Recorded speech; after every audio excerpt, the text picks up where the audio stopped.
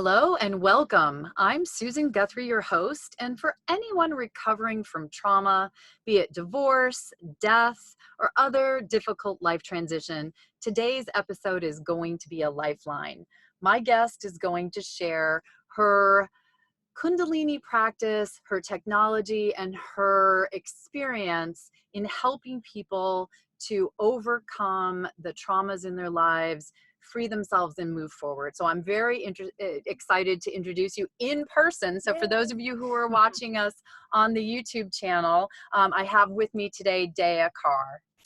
Thank you, Susan. I'm so happy to be here. I'm so happy to see you in person. I know. Yeah, so this is a treat. Yes, this is for those of you who are regular listeners or watchers of the YouTube channel, you know that often I'm very remote from my my guests, but I was traveling to California where Dya lives. And so we have the wonderful opportunity to be here in Pasadena, California together to tape this show, which I'm really excited to be able to do that because we're talking on, several topics and several layers of healing and helping people through emotional trauma. And you have a lot of experience in that, but in ways that I think most of my listeners, people think they go to a therapist for help with trauma or talk to family and friends, but you really have some, technologies and assistance and help. I'm calling it a technology, and we're going to talk about that. But I just want to give everyone a little background on you. Sure. You are a Kundalini Yoga expert, and you teach here in Los Angeles. For those of you who are lucky enough to be here in Los Angeles, you have group classes at Yoga West as well as Wanderlust in Hollywood, which has to be just fantastic. Next time I'm out here, I'm definitely going to try and make it to a class. And you were given your spiritual name, which is Dya Kaur, by the master of Kundalini Yoga, which is Yogi Bhajan. See, Yep. I knew I was going to get it wrong, and that was all the way back in 1998. Yeah. So, but you met him in person, and he gave you your name, which means Princess of Wisdom, Compassion, and Strength. So again, for people who are going through trauma, that's, those are the qualities that they're looking for in someone to be helping them. Now you're a spiritual life coach and you run transformational yoga retreats. Now I wanted to mention this too, because you have one coming up in Ojai soon and Bali. So when's the one in Ojai? Ojai's the last weekend of February. Okay, so we're taping this at the end of January, so in about a month. And then Bali's in May. Okay, so people, May 2020, we'll give you more information on that. And then just to really add to the excitement, you are joining the podcast family. I just found out. I'm very excited. You are starting your own podcast. Tell everyone what it's called. Sexual Alchemy with Dya Kaur. And it's ultimately a opportunity for conscious conversation about conscious sexuality and the sacred aspects of sexuality, and really healing of the second chakra, which is that sacral area. I'm excited. We are going to talk about the podcast, and I'm very happy you're joining the podcast family. You know how excited I am to have a show, and just to, it's a wonderful way to be able to take all the knowledge. You and I have 30 minutes to talk in today's show, which is really just a glancing blow of information. But with your show, and I encourage everyone to go listen. It'll be going live soon.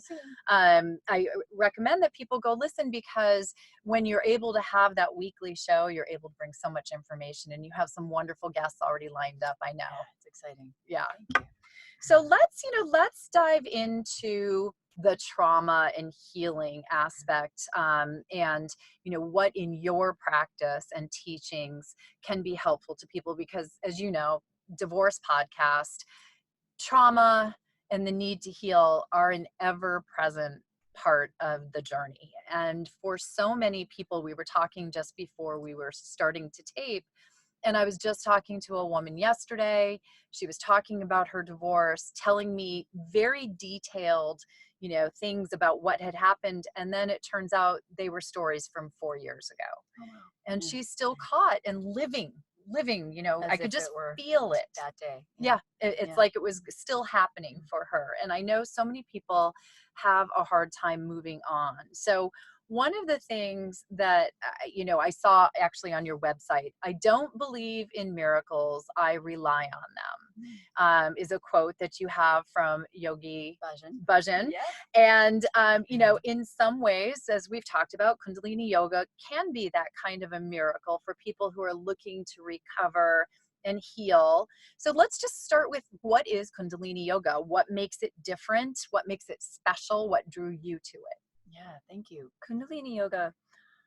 So I've been practicing for 22 years, and I remember when I first started, I thought it was a little strange because it's a little different than one would imagine, I think, a typical yoga class, in that starting with, throughout most of the class, your eyes are closed. Which can be a bit unusual for people. But the point being that you are focused in and up between your eyebrows at your pituitary gland, which is our third eye, right? So you're having an introspective experience. So you're going through the exercises, you're chanting mantra, which may feel a little unusual at first, and you're ultimately meditating throughout the entire process. So it's an opportunity to be more introspective. And what I found in my accumulative experience more and more, that I was coming at life from a much less reactive place. The more I meditated, the more I was in that process and that experience of Kundalini yoga, because that's really what it is. It's about having a different experience in your physical body. And that is how we change, right? Because we can theoretically understand something, read it. How many times have you read a self-help book and go, yes, Right. this is the new Sounds me, great. Yes. right? I'm going to underline an exclamation point and dog ear Oh, that you've seen page. me reading. Yeah, it's interactive. But ultimately, it's very hard to actually implement those changes. What is different about Kundalini is that you're working on the subconscious mind, and you're having a different physical experience in your body. And that starts to change us. And so you will come out feeling much more neutral. And ideally, when we're approaching things from a neutral space, we have that third option, right? We're in that triangulate rather than positive or negative, male or female, right or wrong, black or white. When we're in that neutral space, we have the ability to see the forest for the trees. And then we take things less personally, and then we are less reactive.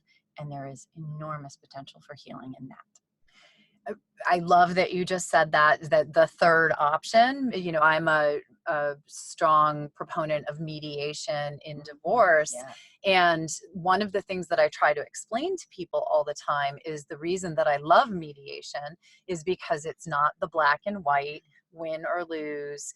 We are looking for the third option, the solution in creating what's going to work best for that family as a whole, not what works best for one side or the other. Right. Because when it's me against you, nobody wins. I mean, and that's Truly. the, you know, the typical adversarial litigation model, Right. is trying to win, trying to lose. And it doesn't have to be that way. And in any aspect of our lives, which is really what I think you're talking about, is in all things in life, conflict's going to come up, whether it's divorce we're talking about, or arguing with your 3-year-old over whether they're going to wear, you know, pink pants or a purple t-shirt and that's it, or whatever it is for the day, right? Yeah. There are things that are going to come up, and something in this technology of the Kundalini yoga helps you to find the space to be without having to be one way or another. And that's, you know, what I think sounds so appealing for people. You mentioned when we talked that this is, you know, everyone thinks of yoga as a practice and it's something that you have to do forever before you finally start to get it and all. And you've talked about going to, you know, trauma centers and working with people, and in one session, people have changed. Can you describe that? Yeah, I mean, it's ultimately what I like to explain it to people. If I'm never going to see you again, and this is our one opportunity to interact, I invite you into this space I invite you back into a space that's always been with you. So ultimately, I, as a teacher or anyone, is not giving you anything outside yourself. It's reminding you that you carry that within you. And so when you tune in to your third eye, when you're connecting to your intuition, which is ultimately what that is, and you're breathing deeper, and you're aligning yourself. We do a tune in before every class. The words are Ong Namo Gurudev Namo. And it means literally, I bow to my higher self. And so just in that, you're entering into and acknowledging that you have this inner guidance system, and that often we've lost track of that. Yeah. And giving someone just that gentle reminder that it's all there. And remember who you really are. Remember that you are a child of God, and that is your divine essence, is your truth. And that gives you, that what you just said about this is something that's already inside you. You're inviting people back into a space that's already there, but maybe they've lost sight of or lost track of. And, one of the things that I deal with so often with people lost in the trauma of divorce is they think the answers are outside themselves.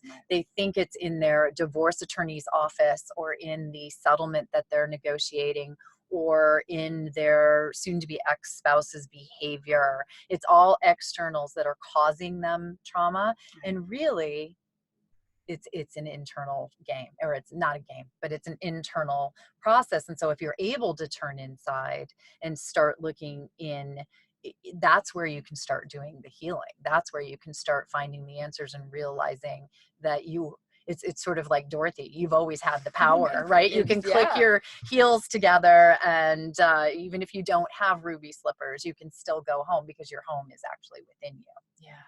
And that's so powerful. It's so powerful. And it's been such a blessing to be able to share this with people, because I know what it did for me, so I can have that perspective of the who I was in the way that I was operating, and certainly the way I saw relationships, and that it's your fault that I'm this way, right? Right. And it's because you're not doing this, you're not giving me that.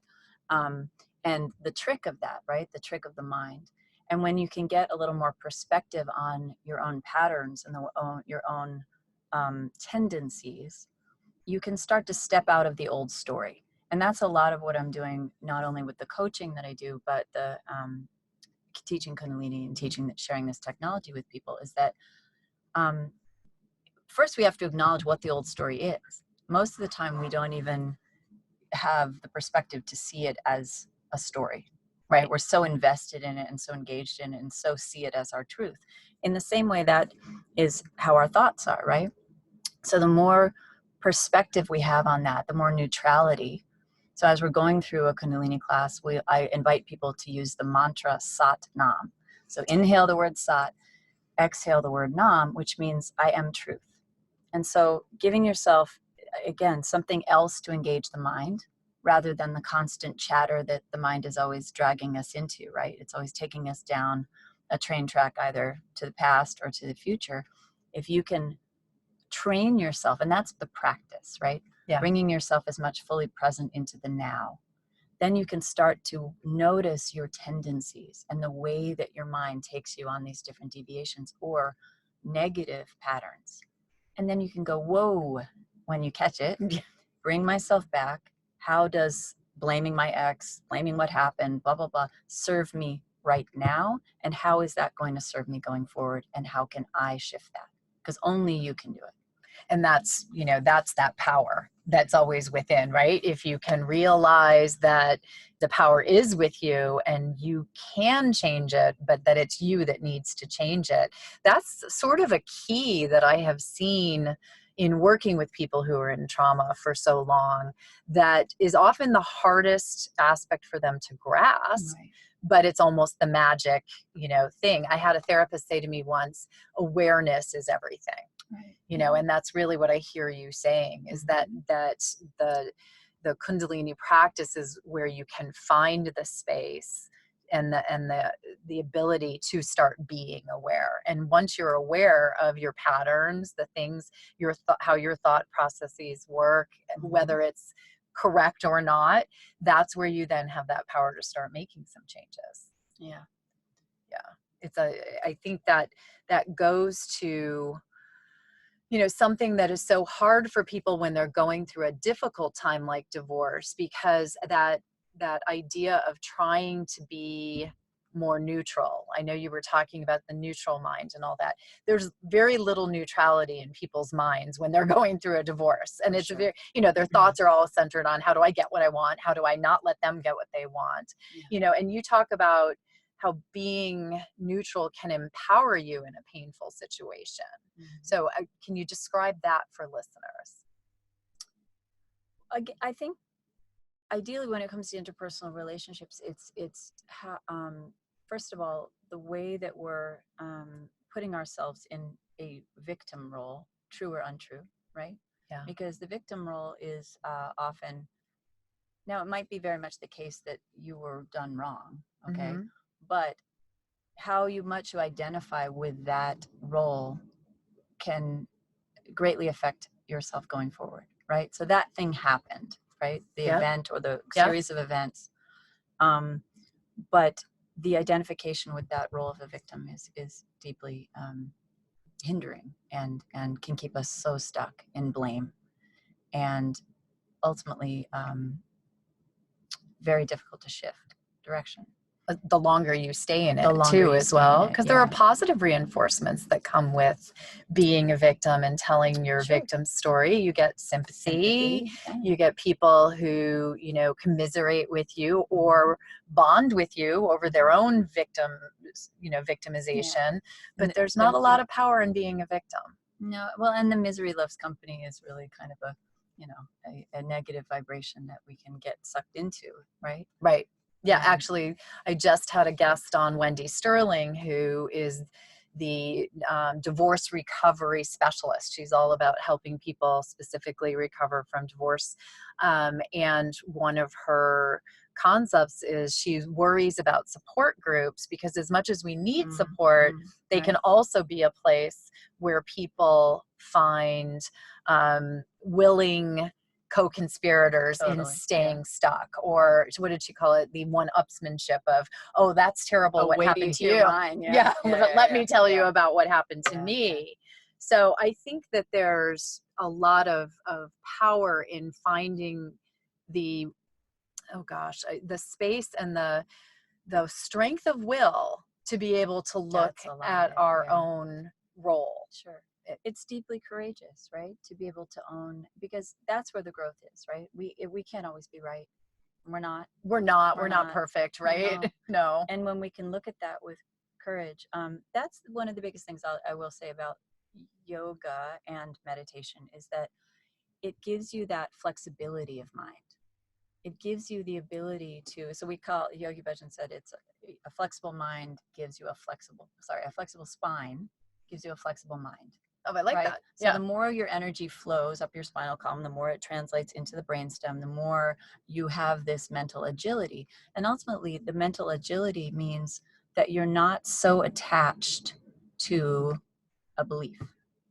Okay, and that's a big deal, because when new information comes at us, right, or when circumstances shift in a way with beyond our expectation of what we had hoped, how do we take in that information? Either we can resist it in cognitive dissonance, right? Nope, not going to believe it. That doesn't fit my story. I don't want to believe it. That's very inconvenient, and I don't want to believe that. Or we go, which is fear, right? Yeah. And anytime we attach to a belief, our ego is identifying with the belief, right? I am now this because I believe this. And so I've now solidified this into me. The danger of that is that's very limiting to growth. When we've solidified and identified with a belief system, the more flexibility and agility we have through our bodies, through the connection of the brainstem, the more capable we are of staying out of fear and adapting to change as it comes, because change is inevitable and change is always. And so when we resist what is, pain arises, right? That's Eckhart Tolle. Yes. Pain arises when we resist what is. What is always changing. And look at relationships, right? You have a lifetime, you've committed a relationship for, I'm getting married to you for the rest of my days, and whoops, that didn't work out. Right. Now what? Right? How can you still be? How can you still have deep happiness, new meaning, a new definition of yourself outside that role that you were in that relationship? What else are you? And have that agility of your possibility of thinking is so empowering. That's so amazing what you just said there. I hope everybody just be thinking about that, because there is such power in what you just said. And this is really the key in all of this, that I have seen people struggle to find this truth over and over. And I myself going through change, because you're right, change is every single day. It's uncomfortable, Oh, but it's always. It's every moment of our lives. And there's not, there's an acceptance of change, but there's also an understanding that change means that something different is coming. It doesn't mean that what you had was bad, good, or it just was. And that's when people are talking about the end of a relationship, the end of a marriage, there's something in their mind that, you might break up with a boyfriend or a girlfriend, and that's a trauma, but it's something, by the time you're in your 20s, you've probably done that a number of times. Right. But there's something about marriage that people go into that, and when the marriage relationship doesn't work, right, it doesn't end the same way that a breakup ends up. It's perceived as a major failure. It's perceived as some sort of moral wrongdoing in many cases. Yeah. And there's so much vilification that goes along with that, stigma that arises internally for people. Yeah. That is where, so many people are unable, I think, to heal, because they get caught in that internal dialogue of, you are a failure. The relationship was a failure, which is not true necessarily. It could have been a wonderful relationship. And it could have just reached its completion. Exactly. Right. And that's actually, talk more about that, because I think you and I talked about this in another conversation. Right. And I think there's a lot of power in this idea too. Yeah. Well, again, it's going into that, like, what programming have we received, right, from various outlets throughout our whole life, all the layers of belief systems that have factored into who we are and what we believe and what we had expectations of in a marriage, right? And then beginning to kind of strip away at those, and start to see that marriage can be a certain time, but we have this idea that it has to be till forever, right? Till death do us part. That's pretty powerful, right? Yes. Yeah. And so there's so much expectation of that there's such an enormity put on it. And I do find that it's exciting to give people permission to release some of the old belief systems that maybe aren't even their own belief systems, right? That have been kind of prescribed to you. And that's what I love about teaching this to people, helping them have more of the neutral mind to start to disassemble, well, that was my mother's, or that was my school, and that was my society, that was my society, that was what advertising told me, that's what the media showed me, right? That is not actually my belief. And what's so empowering is the more neutral you become, ideally, the more you meditate, the more access you have to your own intuition. That's your superpower. Your own intuition knows if you have the subtlety to notice it. And so much of our programming is externally based, right? We're always looking outward. What is it like to look within when you really take the time to focus on, what are my beliefs? What do I want to go from here on believing or living in? My truth, my Satnam. And that's the most empowering thing you can do, because if you're living by a set of prescribed rules that aren't even your own, how authentic is your life? And how much more authentic can you be is the most important thing. Doesn't matter if that was the story, fine. But now what? And now how can you find more authenticity? And authenticity is your reality, right? That is where you can create, as opposed to living as a failure in somebody else's story. Right. You when you tune into what your belief system is and what the relationship was for you, and what your future is for you, the opportunity of your future, which you were saying, then that's where it all comes together, as opposed to being this stigma, this failure, this something that to be looked back on as a bad time in your life. It's something that it was what it was. It was good. Well, it was good. I mean, nobody goes in, rarely do I hear as a divorce attorney, people coming in and saying, oh, the whole relationship was horrible. Right. I knew at the wedding that, it wasn't, every wedding I go to, that's a moment of hope and joy and happiness.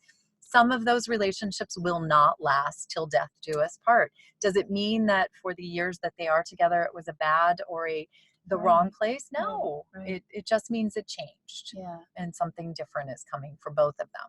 And that's such a good point too, is that acknowledging that it wasn't a mistake, right? Like that's a big thing that people say, "Oh, that was a mistake that I did that. That was a mistake that I had that relationship." Like there's so many more healthy ways to look at that. That was a learning opportunity. That was a challenge that gave me the tools to be who I am now. And also, it's not to say, I don't want people to think that it also means that we have to be so stoic that we don't have a mourning period, right? But you deserve to grieve. For sure. Absolutely. And that's all part of getting to a healthier place, right? Is having the time, the ability to really be introspective in that space, to find a meditative access for that, which will be healthier than perhaps just commiserating. Right. Yep. But give yourself honoring the time and then to really be able to get to the next place.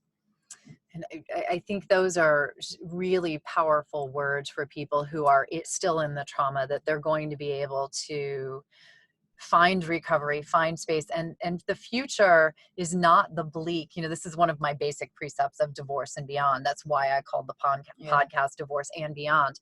The future that may look bleak right now is actually a huge opportunity to be whatever will feed your soul. You just need to tune into that and be able to find your own truth and move forward into that future from that space, as opposed to moving in as a failure, as someone who's, relationship. I'm no longer a wife. I'm no longer a husband.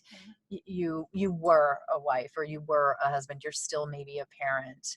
There's so much more still to experience in your own and taking truth. that same hope that bride and groom had in that moment where they embarked on this big journey together, you can find a hope in a whole other facet for yourself, a whole other opportunity to look forward. That's wonderful. Yeah.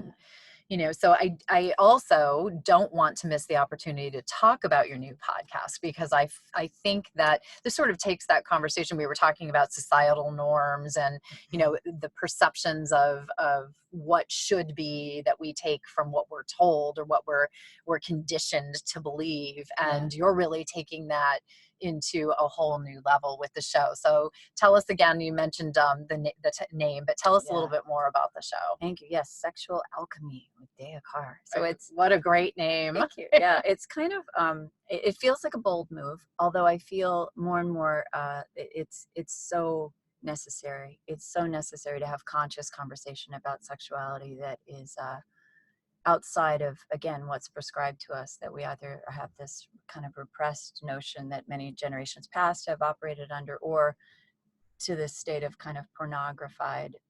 We live in a very sexualized, world these days. Right. And so either one are very limiting. And ideally, from a spiritual perspective, I want to delve deeper into the sacred and the more subtle aspects of human sexuality, and really healing the second chakra. So the second chakra is the sacral, and why it's called the sacral, right? Because it is the sacred and the creative force, and healing the divine feminine. And in doing so, we are inviting our brothers into a healing space too. We are healing the divine masculine. That any toxic relationship at this point in the sexual realm is hurting all of us.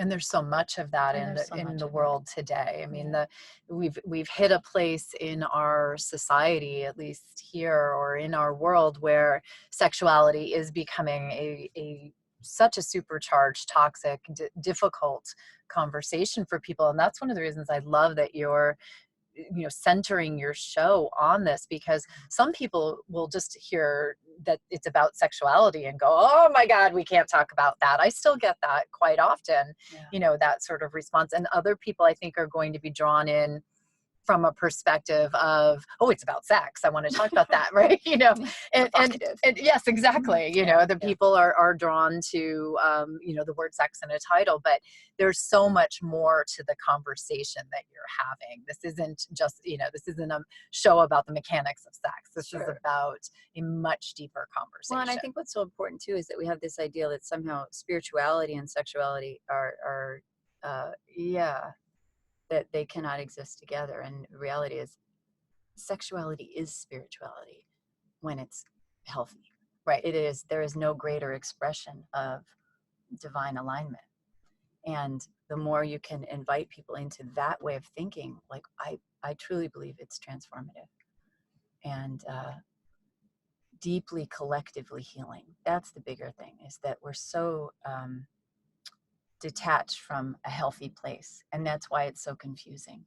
Yeah. And that's why it's so provocative, right? Because Mhm. it's either a dirty word, taboo, or it's, clinical, or we have very limited definitions of being able to really own our sexuality as a wholeness, right? It's this compartmentalized part of ourselves, or it's the totality of ourselves, and we're for sale, right? Yep. It has to be the virgin or the whore, right? That we have these extreme archetypes, especially as women. Yes. And that's really what I want to delve into, because healing that will help heal men's relationship and understanding of women as whole beings, that they don't have to be the mother or the whore. Right. Yeah. That there is, life is a little more complicated than that, and a lot better. And that's where the beauty is. Again, that third option. Right? Yeah. Well, perfect.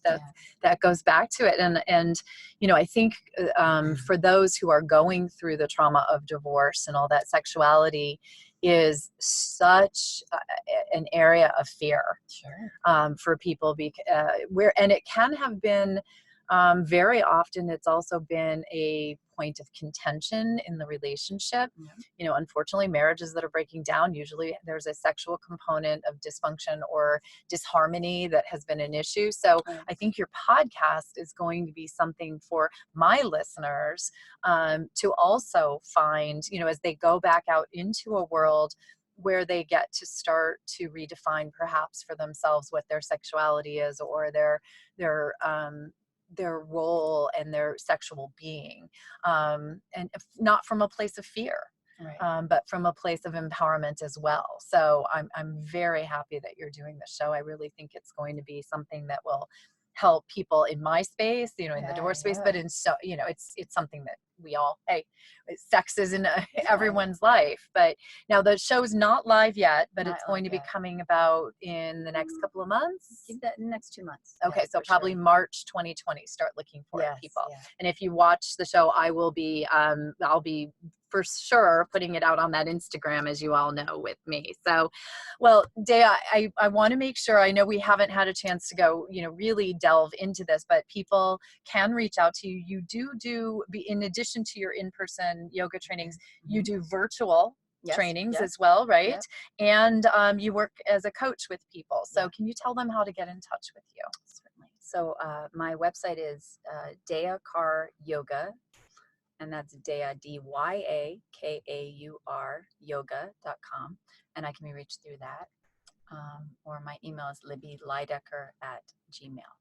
And I will have all of that in the show notes so that you can all reach out to Dya.